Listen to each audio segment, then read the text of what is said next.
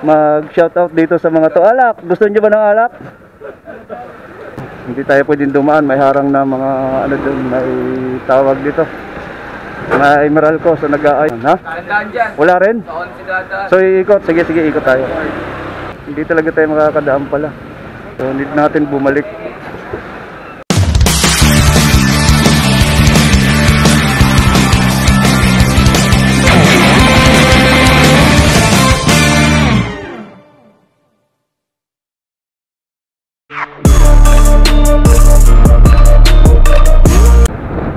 Ito naman mga kapatid, dito na tayo mag-start. Dito ko sa inyo ituturo yung daan. Kung halimbawa traffic na papuntang Bigutan. So wala kayong ibang dapat gawin kundi pumasok dito sa Lectron. Papasok tayo ng Lectron. Okay. Tapos pagdating dito mga kapatid, madali lang naman tandaan to. Kasi doon sa dulo is may harang na ng gwardiya doon, may gate na, so hindi ka makakapasok. Sunod mo lang dito is kumaliwa. So yan, kakaliwa tayo dito.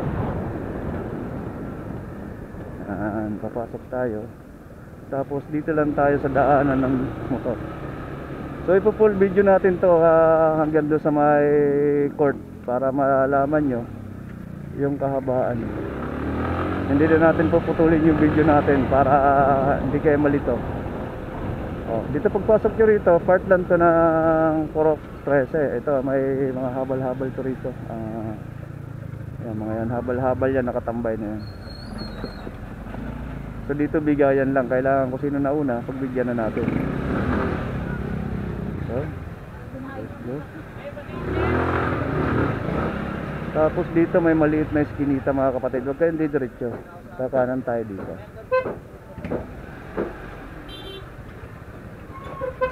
So ito, kagaya niya sa lubungan. So kailangan nila muna kumatras kasi naunan na tayong buwaba.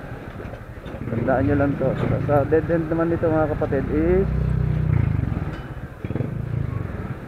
need natin na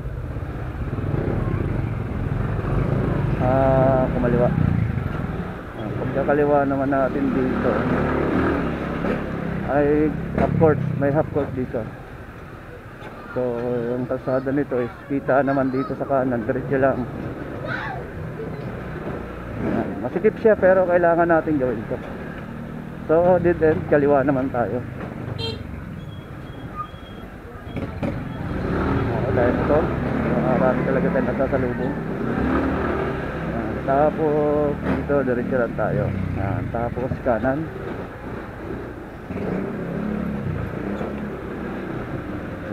Kanan lang tayo, diretso lang tayo.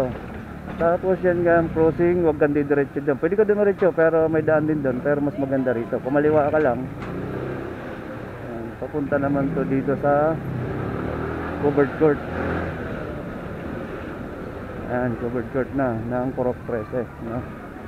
Pagdating mo dito sa covered court is need mo lang naman na kumanan. Yan. So tandaan nyo dito, yan yung outpost. Diretso lang tayo, diretso. Ayun mga kapatid, dito na nga, diretso na tayo, no? So diretsoin lang natin tong kalsada. Yung kanina dun sa crossing, kung mapapansin nyo bago tayo dumating ng court, yung sinasabi kung pwede kayong dumiretso, pwede rin kayo lumusot dito. Ayan, malusutan din yan dyan. Pero mas madali kasi doon kung halimbawa na doon tayo dadaan, tas palengke, Purok 6, yan, papunta doon. Dito tayo sa kaliwa. Ayan, ito ang main road kasi. So magiging mabilis lang naman kaysa sa makikipag-anuhan kayo doon sa traffic, ano. Huwag lang masasabay sa halimbawa na may marami talagang tao.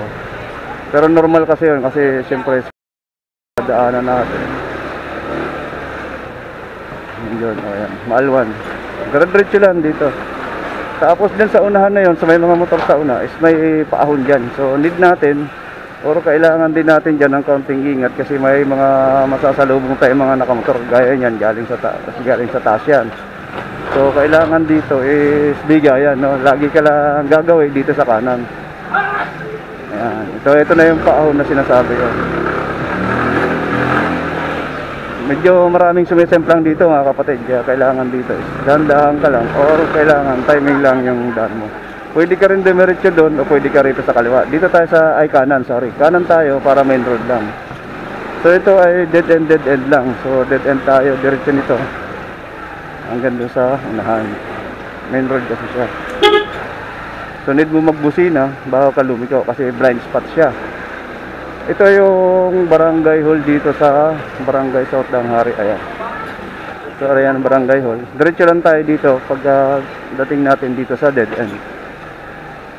So dead end, kaya kaliwa tayo para mag-shoutout dito sa mga to. Alak, gusto niyo ba ng alak? Nagdi-deliver ako ng alak. Shoutout ka. Shoutout muna sa mga kumakain dito kay Jeremy yan. Masarap yan ha. So diretso lang tayo, na may nadaanan lang tayo doon ng mga katropa. Diretso lang tayo. Yung sinasabi ko naman kanina sa inyo bago tayo makadaan dito sa street na to is hindi tayo pwedeng dumaan, may harang na mga ano doon, may tawag dito, may Meralco, so nag-aayos. Ito yung kalsada naman nung kanina. So ngayon alternative tayo, dito tayo. So yung may Meralco na yun is pwede sana tayo doon dumiretso, kaso nga lang ayun ay nakaharang ang Meralco na. So isang block lang naman ang iikutan natin. Diretso lang tayo rito. Daming makukulis lang ng mga bata rito mga kapatid. So check natin o try natin dito kung tayo ay makakalusot na, no? Kasi ang barangay naman is nandun lang, ang Meralco nandun lang banda sa unahan. Ha? Wala rin? So iikot, sige ikot tayo. So wala raw daanan. So salamat sa nag-abiso. Sa whole court tayo dadaan ngayon. Nabarahan tayo ng Meralco. So balik lang tayo. Need natin na makakuha ng daan. So maraming pasikot-sikot dito mga kapatid. Hindi lang talaga natin na ano dyan, na kuha yung saktong turo ko sana sa inyo. Pero mamaya pakita ko din sa inyo yung eksakto nating lalabasan naman. So dito lang tayo sa court. Walang daan do, walang daan. So dito tayo sa Purok 11. So hindi maganda yung pagkakaano ko sa inyo ng kalsada, no. Medyo nagpasikot-sikot tayo. Ako hindi naman ako maliligaw kasi taga rito lang din naman ako. So need natin dito, diretsuhin to. Yan, so magkakaroon ng konting traffic. Kaya yung kalsada galing doon sa may pababa kanina. So yung inahuna natin. So doon yun. So marami na rin kasi mga motor dito, kaya ito ang nangyayari. Medyo natatraffic as kapitan. Yun ang kapitan dito, si Kapitan Benji. Shout out. So ito motorcycle shop dito. Yan, ang may-ari nito ay si Bubo. Yan. May shop din dito malaki. Ayan, ito naman ang madadaanan natin ngayon is covered court naman ng Purok 11. Ayan, Purok 11 covered court. So palabas tayo. Ayan, mayroon yata practice ang mga taga-barangay ng sayaw nila. So need yata nila sumayaw.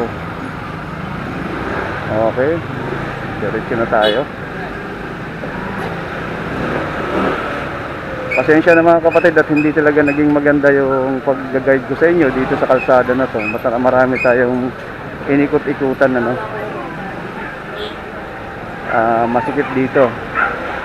Lalo kung dadaan kayo dito na ang oras is mga alas 4, alas 5 ng hapon, alas 6 yan. Kasi siyempre alam nyo naman, labasan ng mga tao para mamili, mamalingke. Kasi dito sa unahan nito, sa may court naman ng Parañaque, ito ay may talipapa dyan sa unahan. So nga pala mga kapatid, ang kalahati pala nito is paglabas natin dyan sa kalsada is Parañaque na siya, no? Dito, tagig pa tong ating dinadaanan ngayon. O ayan, court ng Parañaque naman yan. Parañaque basketball court yan. So kakaanan lang tayo dito. Para doon sana tayo lulusot kanina, doon sa dinaanan natin. So may Meralco pa rin pala rito. So need lang natin Hindi talaga tayo makakadaan pala.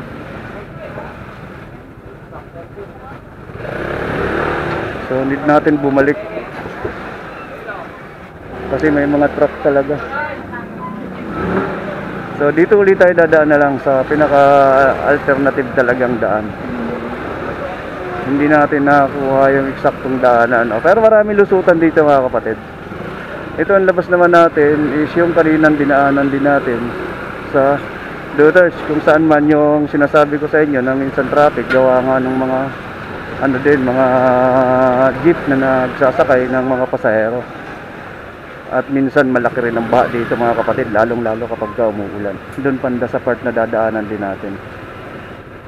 Stock up lang tayo kasi gawa nga nung may mga pinamili. Hindi maibaba masyado. Masikip dito. So ito na, nakakalusot na tayo. Kapag kasi dito na tayo.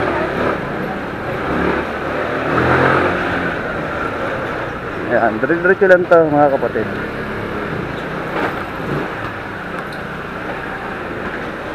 Malapasil talaga tong lugar na to na ano natin.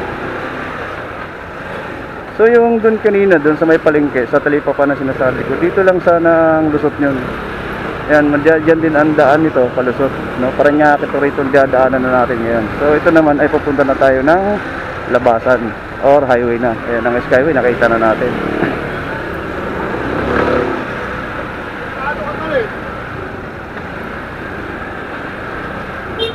So ayan. Lang natin umahon. Sayang, di talaga natin na ito sa inyo. Pero nakita nyo naman, o nakuha nyo rin yung saktong daan din natin na maganda rin. So, ito highway na. Ayan. So, kanina dinaanan na natin ito mga kapatid. Ngayon, tingin ko, matatraffic na tayo. Kasi nagbabalikan na yung mga jeep. Kanina sana doon, maganda sana kung doon tayo nakaalusot. Kasi lulusot na tayo doon na sa may Perpetual. No? Madali na sana sa inyo may pakita din yung lugar na yun. Sunod lang muna tayo dito.